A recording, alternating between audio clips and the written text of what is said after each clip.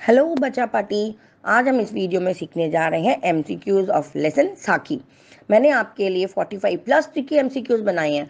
You will enjoy and learn them and you will grab the maximum out of that and will prepare for the term 1। मुझे पता है आप बहुत ही हरी भरी में हो और बहुत ही उतावले हो इनको सीखने के लिए, ताकि आप प्रिपेयर हो सको for a term 1। So let's start. Okay, हम स्टार्ट करने जा रहे हैं from the life of Sant Kabirdas जी।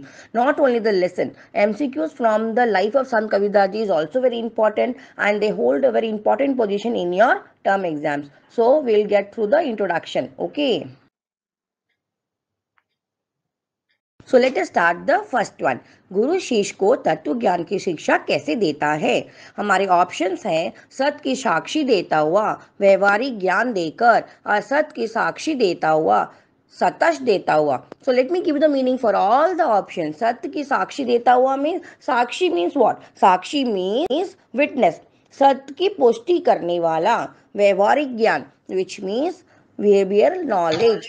असत की साक्षी देता हुआ, असत्य means which is not true. Okay, and sakshi I already told you, pushti karne wala. Now something which is not true, we have to witness that is which is not true. Sataksh deta hua, sataksh means dharmic, virtuous, or you can say religious. So these are the options for you. Now you are supposed to understand. Now before going to any mcqs, let me give you a small tip. You are supposed to strike off all the irrelevant one. Whichever you find is irrelevant, simply strike it off, so that it will be easy to find the correct answer. So which one can be more one? Let me I've already given you the explanation. Now let me give you some time for to find out the answer.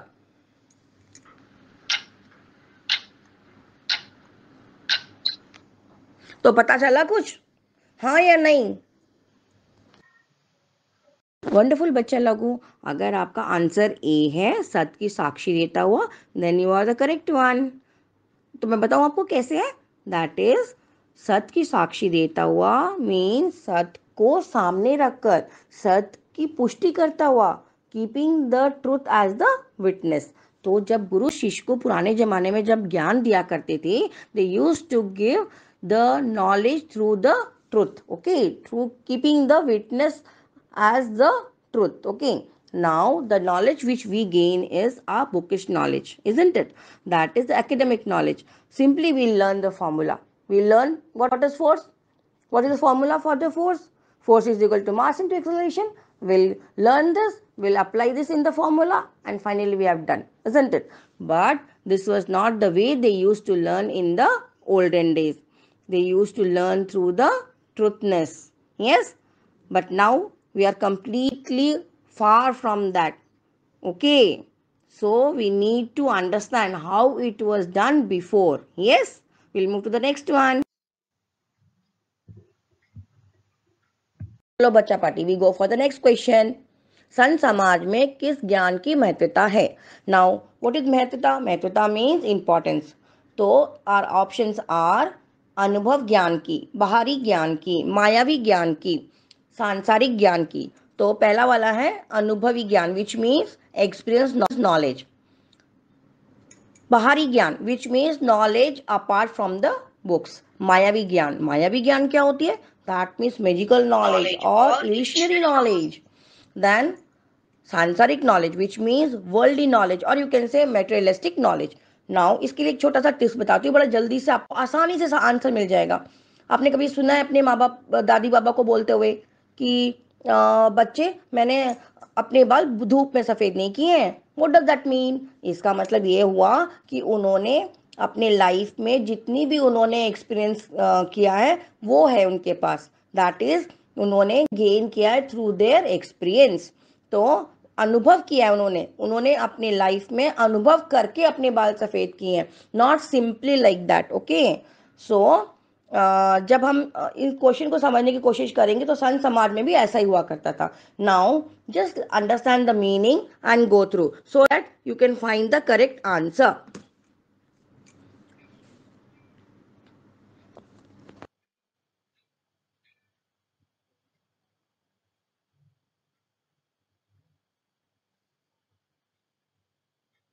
आपने सही guess किया, answer है अनुभव ज्ञान की। तो जितने भी गेन किया हुआ है knowledge, that is through experience. Okay, so will move to the next one. तो हमारा थर्ड क्वेश्चन है, कबीर की साखियों में किन भाषाओं का स्पष्ट प्रभाव दिखाई देता है? हमारे ऑप्शंस है अवधी, राजस्थानी, भोजपुरी और पंजाबी, और लास्ट वन इज सभी। तो गेस करो आप। अगर आपने मेरा पिछले वाला वीडियो देखा है जिसमें मैंने पूरा एक्सप्लेन किया है द फुल मीनिंग ऑफ साखी एंड देयर इनर मीनिंग, तो आपने ये जरूर पता होगा कि इसका आंसर क्या हो सकता है। अगर आपने नहीं भी देखा है तो मैं आपको बताती हूँ कि इसको कैसे सॉल्व करना है। First I give you a second for guessing the answer, then will move to the answer.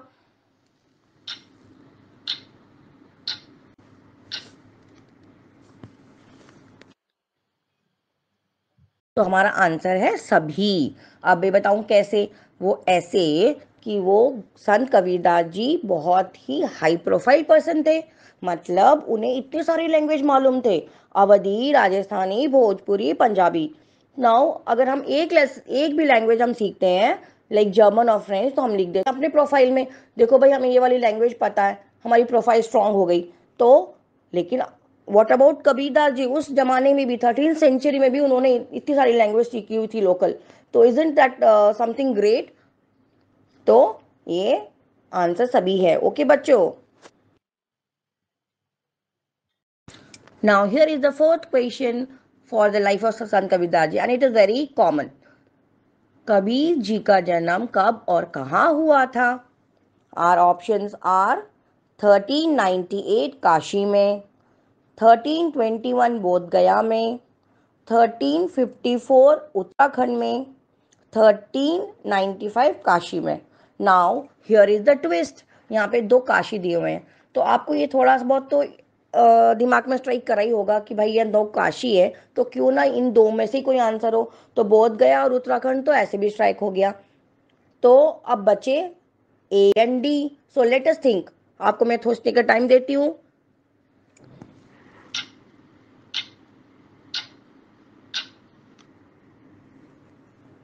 Answer मिला?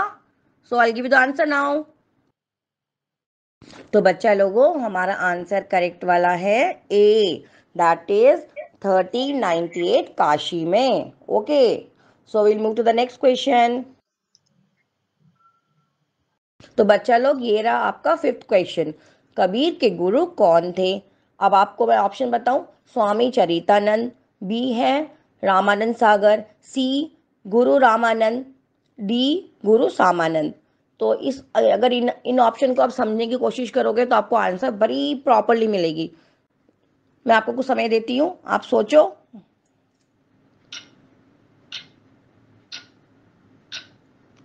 गेस किया?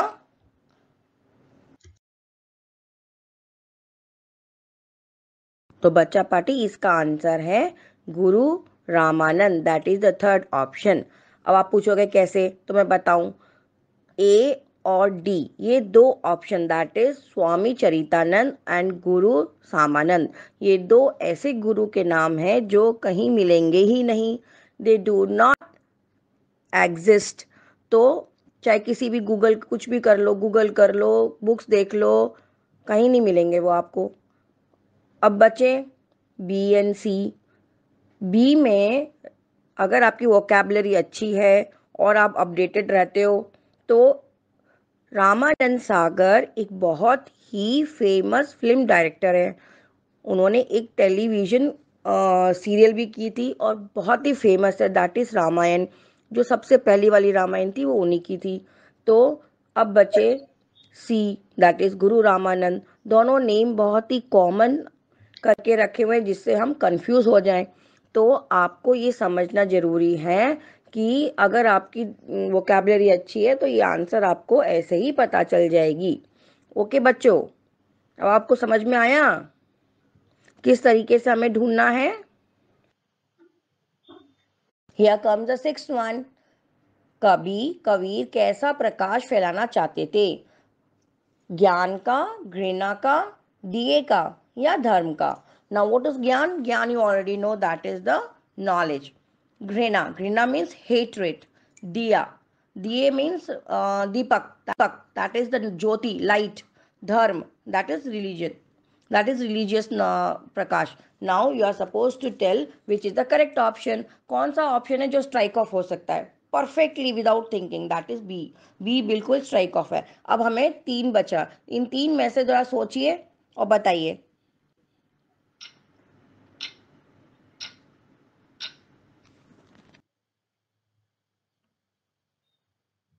अच्छा बच्चा लोग, आपने सही गेस किया. Okay, very good. आंसर है ज्ञान का. अब मैं बताऊँ ये कैसे है. नाउ घृणा तो आपको पहले ही बताया कि वो कंप्लीटली स्ट्राइक ऑफ है, दैट इज हेट्रेड. कोई भी कवि हेट्रेड के तो नहीं फैलाना चाहेगा. सेकेंड वन दिए का, दैट इज द ज्योति, दैट इज द लाइट. तो लाइट का प्रकाश तो वो फैलाते ही हैं, लेकिन not in a proper sense of light. It is in some ज्ञान का लाइट या ज्ञान के प्रकाश यू कैन से, और धर्म का प्रकाश. Okay, so the most two relevant that is A and D. Now धर्म का क्यों रेलेवेंट नहीं है मैं आपको ये बताऊं, क्योंकि कवि जी किसी एक धर्म को नहीं मानते थे, किसी एक धर्म का प्रचार नहीं करते थे. वो मानते थे कि सारे भगवान एक है, गॉड इज वन. तो इस कंडीशन में वो धर्म का नहीं करते थे. तो फाइनली हमारा जो आंसर है relevant that is A, that is ज्ञान का प्रकाश. ओके बच्चों, समझ आ रहा है कि नहीं? तो हम चले नेक्स्ट पर. तो 7th वाला है, संत कबीर क्या मानते थे. नाउ योर ऑप्शंस आर, ईश्वर आकारी होते हैं, ईश्वर के अनेक रूप होते हैं, ईश्वर का कोई आकार नहीं होता, ईश्वर नहीं होते हैं. इस ऑप्शंस को ध्यान से समझिए और आंसर गेस कीजिए. फिर मैं आपको बताती हूँ करेक्ट आंसर फटाफट कौन सा है और रेलेवेंट कौन सा है.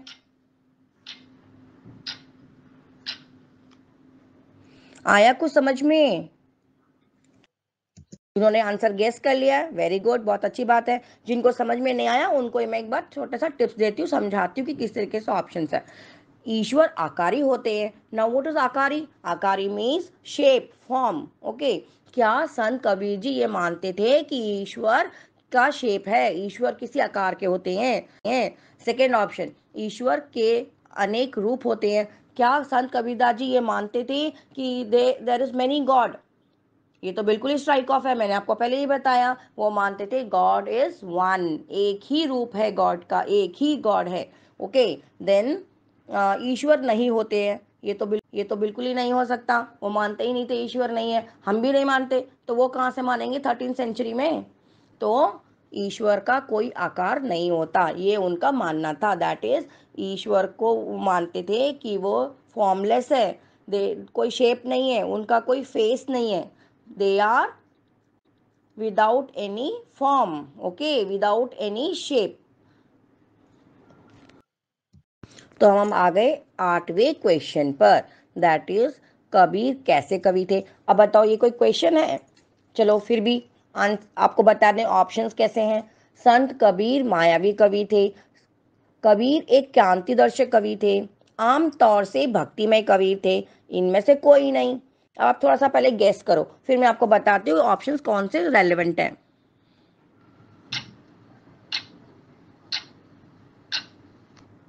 कुछ समझ आया? तो बच्चे लोग हमारा आंसर है बी, दैट इज कबीर एक क्रांति दर्शक कवि थे. तो अब मैं आपको बताऊं अब ये कैसे हो रहा है. संत कबीर मायावीर कवि थे. मायावी मीन्स व्हाट? मायावी मीन्स मैंने आपको पहले ही बताया, मैजिकल, इल्यूशनरी. ओके बच्चों, next one is, that is the C1, आम तौर से भक्तिमय कवि थे. भक्तिमय means what?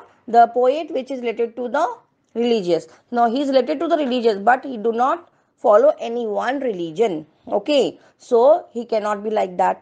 So the fourth one is, इनमें से कोई नहीं, तो वो तो ऐसे भी डाउटफुल है. तो हमारा बचा बी, दैट इज क्रांतिदर्शी. क्रांतिदर्शी मीन्स रेवोल्यूशनरी पोएट थे. ओके बच्चों, so will move to the next one. तो बच्चों अब हम एंटर करने जा रहे हैं to the second one, that is second portion, that is the lesson introductory. आपके कुछ MCQs from the lesson introductory भी आ सकते हैं, अबाउट द लेसन, साकी क्या है, कैसे हैं, क्या होते हैं. तो अकॉर्डिंग टू दैट, सो पहले हम इनके बारे में सीखेंगे, उसके बाद हम लेसन पर जाएंगे. ओके बच्चा पार्टी, चलो स्टार्ट करते हैं हमारे second section, that is the section of the introductory for the lesson. हमारा 9th क्वेश्चन है, कबीर की साखियों का प्रमुख उपदेश क्या है। नाउ प्रमुख उपदेश means the main moral, what is the main moral from this साखी।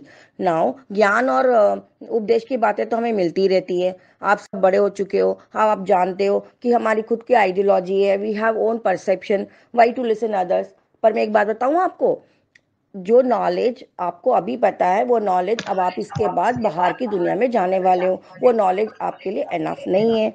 अब बाहर की दुनिया बहुत डिफरेंट है, बहुत डिफिकल्ट भी है। तो इसके लिए आपको किस तरीके से आपको रहना है, क्या फेस करना है, ये जानने के लिए आपको अपने पेरेंट्स, अपने टीचर्स, अपने ग्रैंड पेरेंट्स, इनसे आपको सीखने की ज़रूरत है। वे they can guide you what is right what is wrong, इसीलिए वो आपको ज्ञान की बातें देते रहते हैं। और ये एक रीज़न है जिसके लिए आपको साखी अब दी जा रही है, जिससे आप ज्ञान प्राप्त करें, अपने जीवन में सही दिशा पकड़ें। ओके, तो लो मैं भी ज्ञान की बातें देने लग गई, है ना बच्चों। चलो okay, will move to the options. तो हमारा पहला ऑप्शन है जीवन जीने के सही ढंग का ज्ञान, सेकंड ऑप्शन है सामाजिक ज्ञान, थर्ड ऑप्शन है शास्त्रीय ज्ञान, and the fourth option is सही ढंग का ज्ञान। Now the first one is जीवन जीने का ढंग और सही ढंग। अब इन दोनों में कुछ तो सामान है ही है, तो आपको समझने की ज़रूरत है कौन से ऑप्शंस इंपॉर्टेंट है कौन से नहीं। मैं आपको समय देती हूँ थोड़ी देर के लिए, इसको समझिए और फिर मैं आपको समझाऊंगी तो आपको और अच्छा समझ में आएगा।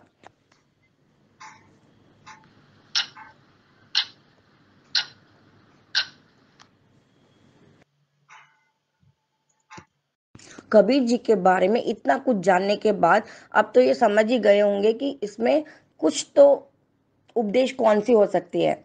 आपने अगर गैस ए किया है तो that is the correct answer, जीवन जीने के सही ढंग का ज्ञान। वही आपको आपके पेरेंट्स भी दे रहे हैं इस समय, क्योंकि हमें राइट और रॉन्ग समझने की जरूरत है। ओके बच्चों, नेक्स्ट ऑप्शन है सामाजिक ज्ञान। सामाजिक ज्ञान क्या होता है? सामाजिक ज्ञान means the social knowledge, okay, that is the samajik gyan. Then the third option, that is shastriya gyan, that is the knowledge, academic knowledge, okay, and you can also say that is the bookish knowledge, okay. And the fourth option, that is sahi ढंग। सही ढंग itself means correct knowledge। तो अगर आप इन सारे option को सही से देखो तो समझ में आएगा कि कबीर जी का मेन उपदेश यही है, जीवन जीने के सही ढंग का ज्ञान देना, और ये हमारे लिए आवश्यक भी है। ओके बच्चों, हम मूव करें नेक्स्ट वन में। तो अब हम आए हैं 10th में, साखी शब्द किसका तद्भव रूप है। नाउ व्हाट इज तद्भव? तद्भव मीन्स टू ऑरिजिनेट। तो साखी किस वर्ड से ऑरिजिनेट हुई है? ओके बच्चों, नाउ आवर ऑप्शंस आर साक्षी, साखी, सखी एंड साक्षय। तो साक्षी, साक्षी मीन्स मैंने आपको पहले भी बताया, साक्षी means witness we can say, और गवाही देने वाला। ओके, नाउ साखी, साखी साखी सेम वर्ड है आपके लिए। देन वी हैव सखी। नाउ सखी does not exist, this word is not at all in Hindi. The word that is सखी, दैट इज बड़ी ई, so it is friend, okay, that means friend. Now the fourth option is sakshay. Now sakshay क्या होता है? sakshay means प्रत्यक्ष, which means the knowledge which is directly seen, आंखों देखे वाला, आंखों देखा होना। तो that is which we can see through our own eyes। तो and it comes from the word sakshi। So here are the meanings of the words. Now can you guess the answer? Just guess the answer and let me know if it is correct or not.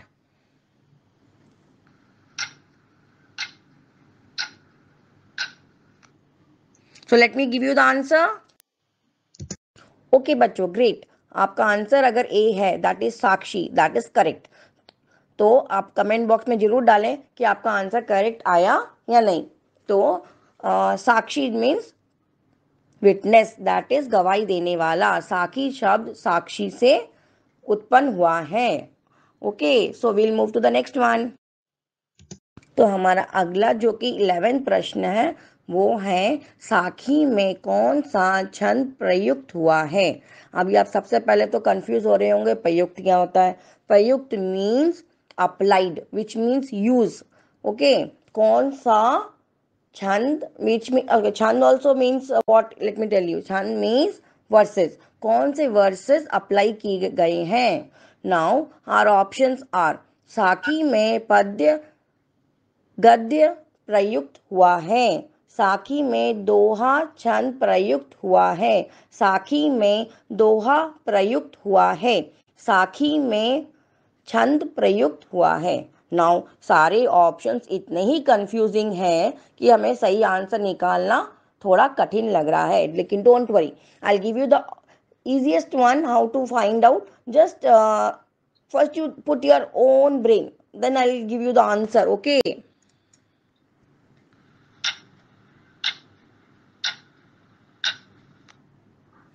तो अब मैं आपको बताती हूँ कैसे होता है। बच्चा लोग, आपको पद और गद का अर्थ तो अब तक समझ में आया ही होगा, अगर नहीं पता है तो मैं आपको बता दूं फिर से, आप समझिए। पद means poetry, poem, okay, and गद मीन्स प्रोज। तो क्या एक साखी पद और गद दोनों तो हो ही नहीं सकते? Can it be a prose and poem both together? It's not possible, so that option is completely irrelevant. Then our second option is doha chand. Doha means that is couplet, stanzas, and chand means verses. You can say they are having rhythm, that is rhyming words, you can say, or lay wale shabd. Okay, then we have the third option, that is doha, doha, only the couplet. Then we have the last option, that is chand, that is only the verses. Now sakhi is the combination of couplet chand, that means couplet verses. Okay, so our second option, that is B, is the correct one. आपको समझ में आया कि नहीं? Which means verses that having couplets, is sakhi is the verses having couplet. Okay, so let's start our 12th question. 12th question is, साक्ष्य का क्या अर्थ है? ये तो मैंने अभी थोड़ी देर पहले बताया ही आपको। आई एम वेरी श्योर इसका आंसर तो आप बता ही सकोगे। Just put your brain and give me the answer. Your options are प्रत्यक्ष ज्ञान, सत्यक्ष ज्ञान, सांसारिक ज्ञान, मायावी ज्ञान। So just think for it and then I give you the answer and explain you both.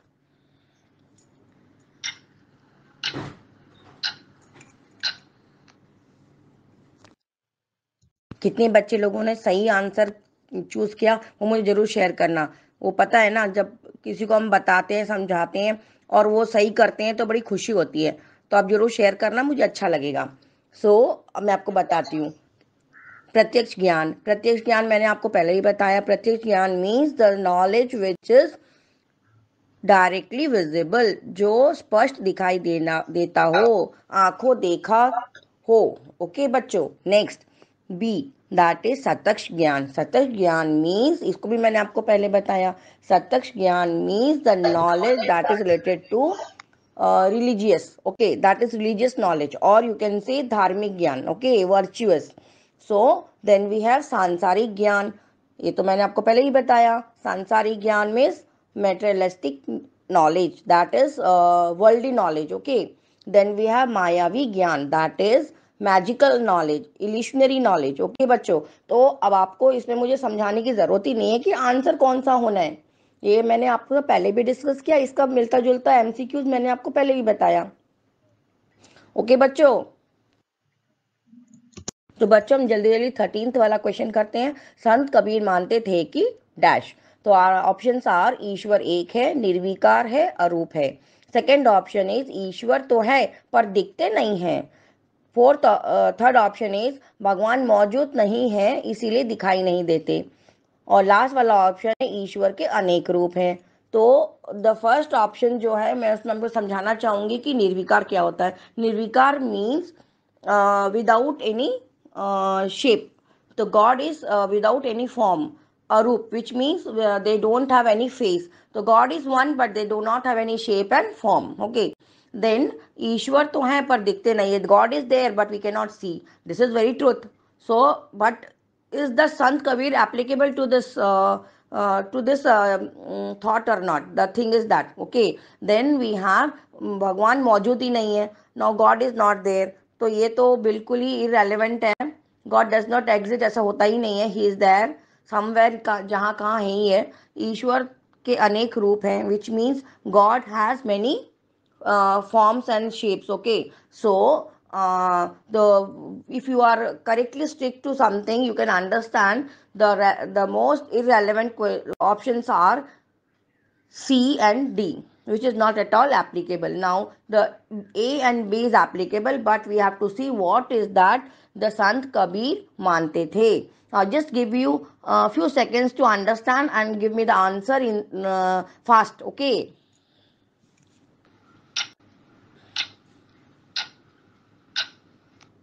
मिला कि नहीं आंसर? अगर आपको मिला है तो प्लीज शेयर कीजिए, और मैं आपको आंसर बताने जा रही हूँ। चलो, तो फाइनली इस क्वेश्चन का आंसर है ए।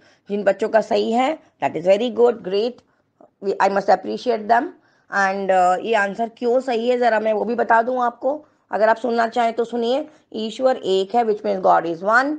निर्विकार है और अरूप है, without any shape and form. Okay, so this is what संत कबीर जी मानते थे। तो ईश्वर होते तो हैं पर दिखते नहीं है। This is all, this is applicable and truth, but this is not what Sant Kabir used to think or thought. So the option A is the correct one. Okay बच्चे लोग, so we move to the next one. तो बच्चा लोग, अब हम 14th question start करते हैं। दोहा छंद के क्या लक्षण हैं? कबीर जी ने जो साखी लिखी है वो किस प्रकार की है? वो दोहा छंद के प्रकार की है। अब दोहा छंद में उन्होंने जो साखी लिखी है उनकी कॉम्बिनेशन में किस प्रकार से वर्सेस आए हैं। Okay, so our options are, पहला है ए, दैट इज 13 और 11, विच मीन्स 13 एंड 11 के विश्राम से 24, विच मीन्स 24 मात्रा। ऑप्शन बी, 12 और 11 के विश्राम से, विच मीन्स 12 एंड 11 के विश्राम से 24 मात्रा, 24 मात्रा। देन सी ऑप्शन, 12 और 11 के विश्राम से 28 मात्रा, which means 12 and 11 combine with 28 मात्रा। Okay, then the last option is 13 और 11 के विश्राम से, that is 13 and 11. Okay, now you have to find out how the combination of these have been made to form the matras. I'll explain you so that you can understand the correct answer.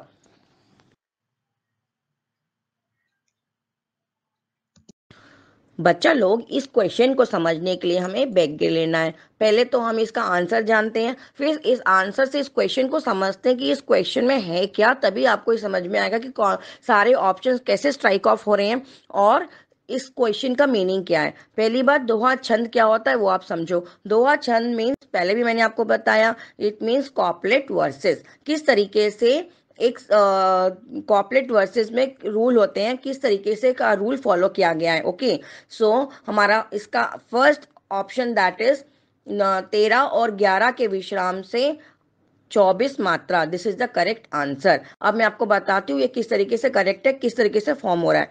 आपको ये ध्यान से समझना है और सुनना भी है।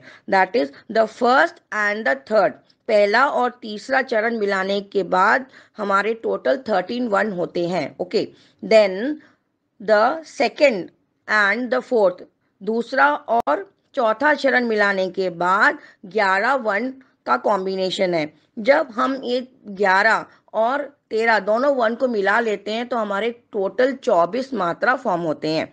सो this is how it is formed and this is what it is there in the दोहा छंद। यही साखी में हमें देखने में आ रहा है। ओके, सो इस दोहा छंद के कॉम्बिनेशन में अगर हम बी ऑप्शन को समझने की कोशिश करें, 12 और 11 के मेल से कभी 24 नहीं हो सकता। ओके बच्चों, 13 और 11 24 हो सकते हैं, 12 और 11 कभी 24 नहीं हो सकते, that is strike off. Then see, 12 और 11 के विश्राम से 28, वो भी नहीं हो सकते। Okay, that is also cancel. 28 means what, 28, तो वो भी कैंसिल है। 12 और 11 कभी 28 नहीं हो सकते मेल से। सेकेंड लास्ट वाला, लास्ट वाला में है 13 और 11 के विश्राम से 14, वो भी नहीं एप्लीकेबल है। 11 और 11 और 13 दोनों मिलाने के बाद 24 तो 24 होते हैं, 14 तो हो ही नहीं सकते। सो हमने जब हम सारे ऑप्शंस को समझने का कोशिश करेंगे तो हमने ये देखा the first option that is applicable.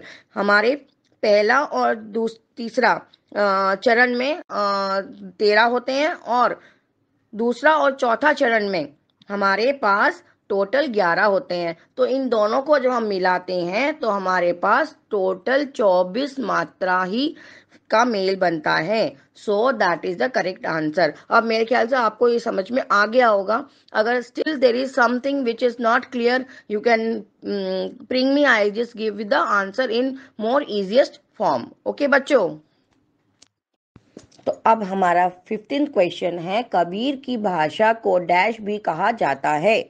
हमारे ऑप्शंस है साखी, सदुकड़ी, संधि, छंद मेल, खिचड़ी। नाउ साखी, क्या उनकी भाषा को साखी कहा गया है? साखी is just a part of that poem that the Kabir has formed. Okay. Now Sadhukari, Sandhi which means what? Means combination, jod, male. Okay. Chand already said it is verses. Male means combination, combination of verses, which means mixture. Okay. Khichdi means mixture. Now अगर आपने मेरा पहले वाला video देखा होगा जिसमें मैंने explanation किया है कि कबीर की भाषा किस प्रकार की है, क्या नाम से बुलाया जाता है, तो आपको ये आंसर पता होगा। लेकिन अगर आपको नहीं भी पता है तो अगर ऑप्शन को समझने की कोशिश करेंगे तो आपको ये समझ में आ जाएगा कि साखी is not at all the language used by the Kabir. So it is completely strike off. संधि मीन्स कॉम्बिनेशन, मेल, जोड़। सो एक भाषा कभी जोड़ नहीं हो सकती। Okay, then the fourth option is chand mel. Okay, verses तो हैं but they are not the chand mel, they are the panch mel, because it has combination of language are many. He has being a high profile person, he has many languages used in the poetry. Okay, like Awadhi, Punjabi, Bhojpuri, Rajasthani, all these languages have been used in this poetry, and these are all together even known as Sadhukari. So so the answer which you can mostly go for, that is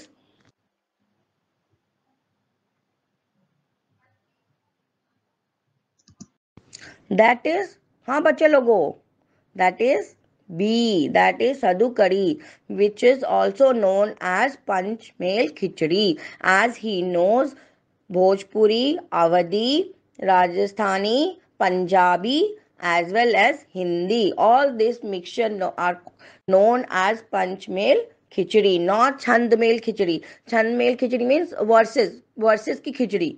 Now verses की mixture. So that is correct, verses of mixture. लेकिन that is not the भाषा. भाषा is what? Language. So in for that we have to say he is a combination of, अगर यहाँ पे पंचमेल खिचड़ी होता then it is correct, but that is also known as Sadhukari. So you have to take the B option, that is Sadhukari. Okay बच्चे लोगों, समझ में आया? Okay, अब ये रहा आपका 16वां प्रश्न आपके स्क्रीन पर। साक्षी शब्द किससे बना है ना कंफ्यूजिंग क्वेश्चन? ज्ञान से, साक्ष्य से, सखी से, साखी से। अब ये सारे के सारे शब्द इतने कंफ्यूजिंग है, अब आपको ये सोचना है कौन सा आंसर करेक्ट होगा। तो थोड़ा सा दिमाग लगाओ और सोचो और फिर बताना।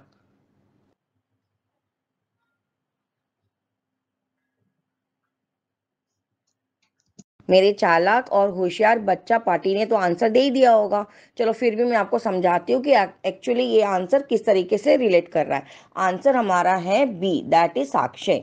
तो सबसे पहले हम शुरू करते हैं फ्रॉम द वर्ड साखी, जो हमें पता है। साखी कहाँ से ऑरिजिनेट हुआ? साखी ऑरिजिनेट हुआ from the word Sakshi. Okay, now what is Sakshi? Sakshi means witness, okay, which means गवाही देने वाला। अब साक्षी कहाँ से ऑरिजिनेट हुआ? साक्षी ऑरिजिनेट हुआ फ्रॉम द वर्ड साक्ष्य। ओके, अब साक्ष्य का अर्थ क्या है? साक्ष्य मीन्स प्रत्यक्ष ज्ञान, जो ज्ञान हमें साफ स्पष्ट दिखाई दे, जो आंखों को दिखता हो। ओके, नाउ अब हमें ये बताना है साक्षी शब्द किससे बना। तो साक्षी शब्द बना साक्ष्य से। नाउ हमारे पास और भी जो ऑप्शन थे, दैट इज ज्ञान, साखी। ये दो ऑप्शन भी हमारे पास है जो हमारे रेलेवेंट हो सकते हैं, पर जो सखी है दैट इज कम्प्लीटली इरेलीवेंट, क्योंकि ये स्पेलिंग ही गलती है, ये वर्ड कहीं पे भी है ही नहीं। ओके, सो ज्ञान हो सकता है, लेकिन आपको ये अच्छे से पता है कि ये ज्ञान से ओरिजिन नहीं हुआ, तो ये भी कैंसिल। अब बचा साकी। हमें ये पता है साकी शब्द खुद साक्षी से बना है, तो साक्षी शब्द कैसे उससे बन सकता है? Okay, so finally our answer goes for B, that is साक्ष्य। अब आपको समझ में आ गया होगा। अब हम दूसरे पे चले। तो चलो अब मैं जल्दी जल्दी 17th क्वेश्चन आपके लिए पढ़ती हूँ, आप उसके लिए आंसर चूज करो। ओके, साक्ष्य प्रमाण है कि सत्य को सामने रखकर ही गुरु शिष्य को जीवन के डैश की शिक्षा देता है। ये क्वेश्चन वेरी सिमिलर है जो हमने पहले भी करे हैं, बस खाली इसको थोड़ा सा ट्रिकी कर दिया है। ओके, अब आपको समझना है कि क्या ट्रिकी है इसके अंदर। सो फर्स्ट ऑप्शन इज सामाजिक ज्ञान, सेकेंड ऑप्शन इज व्यवहारिक ज्ञान, थर्ड ऑप्शन इज शास्त्रीय ज्ञान and the last option is राजनीतिक ज्ञान। थोड़ा सा सोचने के लिए आपको वक्त देती हूँ, आप सोचो और फिर आंसर बताना।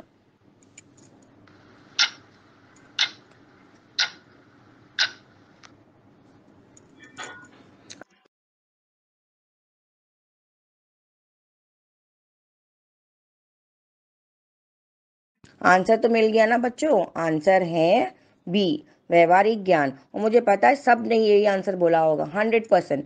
और जिनने बोला है सिंपली कमेंट बॉक्स में कमेंट करो और मुझे बताओ कि हाँ आपने करेक्ट किया है। ओके, तो पहला ऑप्शन है हमारे पास सामाजिक ज्ञान, विच मीन्स सोशल नॉलेज।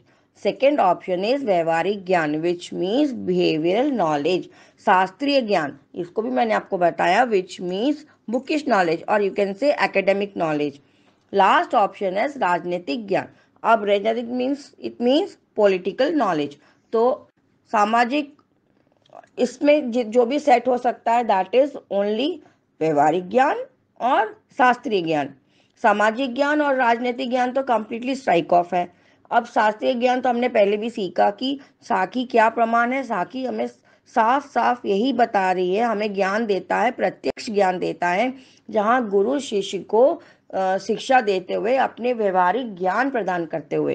तो यही आंसर सेट है और यही आंसर करेक्ट भी है। हमने पहले भी यही आंसर सिलेक्ट किया था जब हमने ये पूछा था कि गुरु शिष्य को किस प्रकार का ज्ञान देता है। ओके बच्चों, बस थोड़ा सा ट्रिक है जो आपको समझना है और उसको मैच कर कर आंसर निकालना है। ओके चलो।